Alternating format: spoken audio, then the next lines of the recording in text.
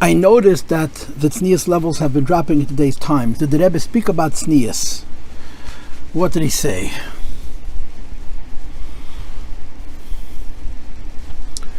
Of course the Rebbe spoke about tznius. He spoke about tznius more often than people realize. But he spoke about tznius like he speaks about everything else. He didn't scream and shout and pound his fist on the table and point his finger in a way that would annoy us or intimidate us into doing what he said. He spoke about tznius where he spoke about all other things in a way that he left us the need and the space to choose tznius. The Rebbe many times mentioned the Gemara about a woman who was a tzanua, that the leiro kires beis asayis reisha, the walls of her home never saw her hair, and she had 7 sons that all of them served as koyanim gedolim. The Rebbe would quote that Gemara often to bring out the reward for tznius. Let me begin by addressing the question directly. Number one, I know for a fact that when the Rebbe first became Rebbe, he wrote many letters to Kfar Chabad, to particular individuals, protesting the tznius in the Kfar, and that people would write back to the Rebbe that it's not so bad, and the Rebbe would write to them how either they have baditchever eyes or they're blind, and that the tznius is compromised, and the Rebbe protested and complained. These letters are not publicized for whatever reasons, but these letters exist, and it's not 1 or 2, it's many letters where the Rebbe complained to the mashpiyim of the Kfar that he wants that in a community which is a Lubavitcher community, the standards of tznius should be high, and that the women should dress in a way which is appropriate api halacha and according to the spirit of the halacha. This is number one. Number two, very often in the talks from the Rebbe to the women at the Neshei convention, the Rebbe spoke about tznius. I have here 3 sichos from Tafshin Chavches, Tafshin Chavtes, and Tafshin Lamed, 3 successive years, 1968, 69, and 70, where the Rebbe spoke very strongly about tznius, very strongly about it. Seems to be the thread of the entire sicha.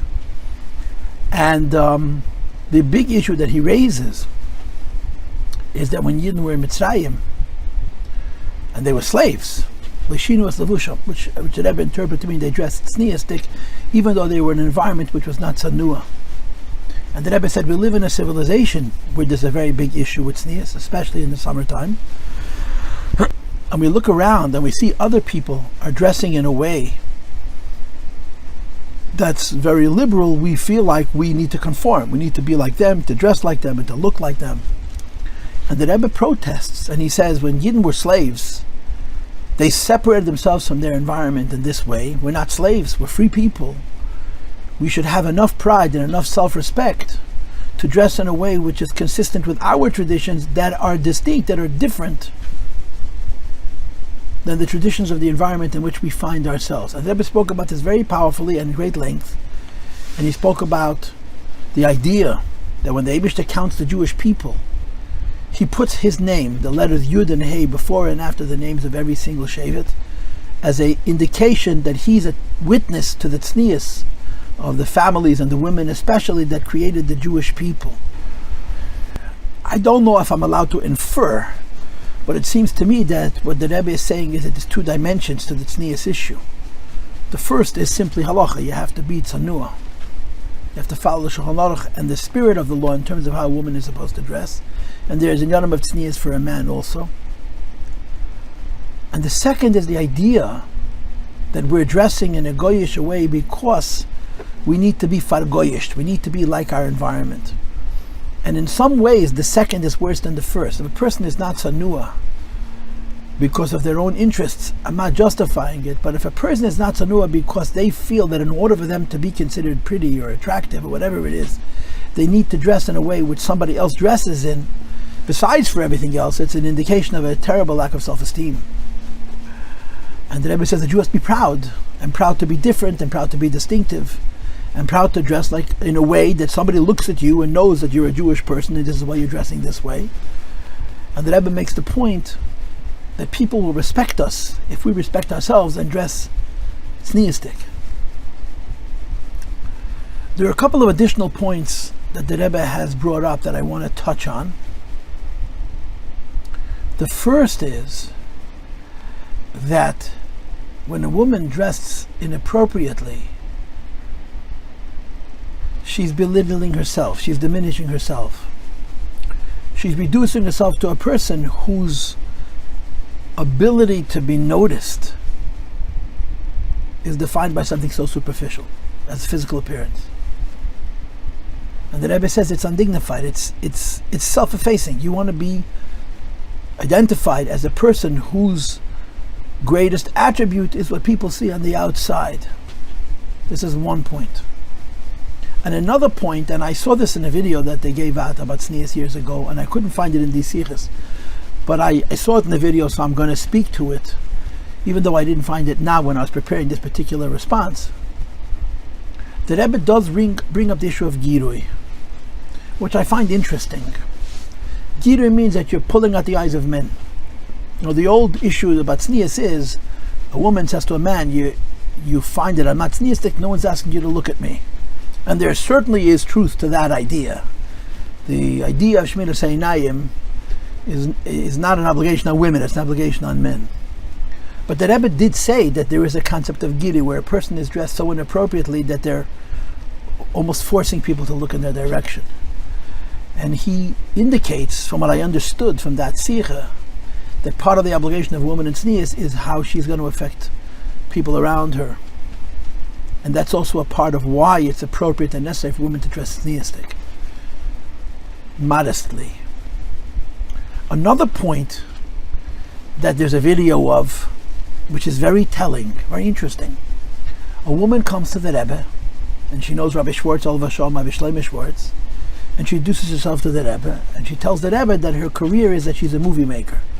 And you could see, as she presents herself to the Rebbe, that she's a bit uncomfortable telling the Rebbe that she makes movies, because she understands that it sort of suggests that her profession is associated with provocative things and so on. And the Rebbe responds to her and says, you have to be careful about chastity. Chastity means tznius. And she doesn't understand what the Rebbe is saying. So the Rebbe translates it in a very interesting language. The Rebbe says, you have to be careful not to break anything. Those are the Rebbe's words. You have to be careful not to break anything. Now, what does that statement mean? What does tznius have to do with breaking? And I'll tell you what I think it means. We live in a culture that shames shame. That if a woman is naturally, a prude they call it, she's not able to be free, and she has to be covered up because she wants to be tzanua, we see it as a weakness. And if a person is really free, they don't have that kind of a restraint. But the Rebbe is saying exactly the opposite. The Rebbe is saying that tznius is in human nature. Being shameful and bashful is part of human nature. The Gemara says that one of the simanim of a yid is by shonim. They were shameful, were modest, were private. And one of the things that the terrible collapse of all moral order and tznius in the Western world and in America has brought about is an attack against this basic nature of all people, especially women and girls, to have a sense of shame and shyness. And the Rebbe is saying it's a good thing and you shouldn't break it. And that's what the Rebbe told this woman, movie maker, that you make movies, don't break anything, don't break the basic design of human nature, which includes the idea that people by nature have an element of privacy, of modesty, of tznius. And finally, I want to finish with this point, and I think this is true also. Bechlal, all the Rabbeim, especially our Rebbe, were people who shined light, anan paladim, they shined light. None of our Rabbeim defined themselves as protesters, as screaming and shouting about what's wrong in the world. Their attitude was, there's something wrong in the world, I should fix it, not scream about it. Some Gedolei Yisrael, this is how they find themselves. They were always moiched, they always protested things that were wrong. And the Rebbe also did his share of protesting, but he didn't define himself that way, and he certainly didn't want to be perceived that way. So there's this unfortunate sense that because the Rebbe was such a nice guy, and he always spoke about the positive, and he spoke the good in every person, that these chesrenes, these liabilities in us, in Anash, both things that apply to men as well as things apply to women, didn't touch him so deeply because he didn't cry out about them. I don't believe that's true at all. I believe that Rebbe just defined himself as somebody whose role it was to bring light into the world and healing to a world that was very, very broken. And he did it by being very positive and optimistic.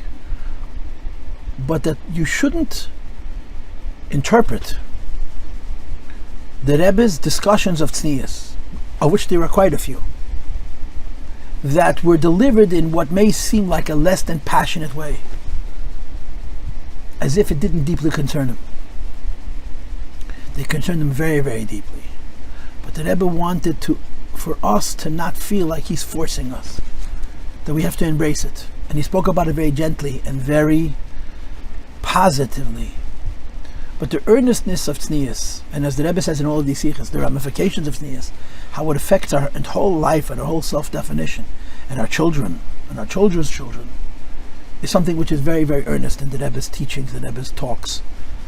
And I want to finish again with what I started by saying, that I'm referencing three particular sichos the Rebbe spoke to the women, amongst many.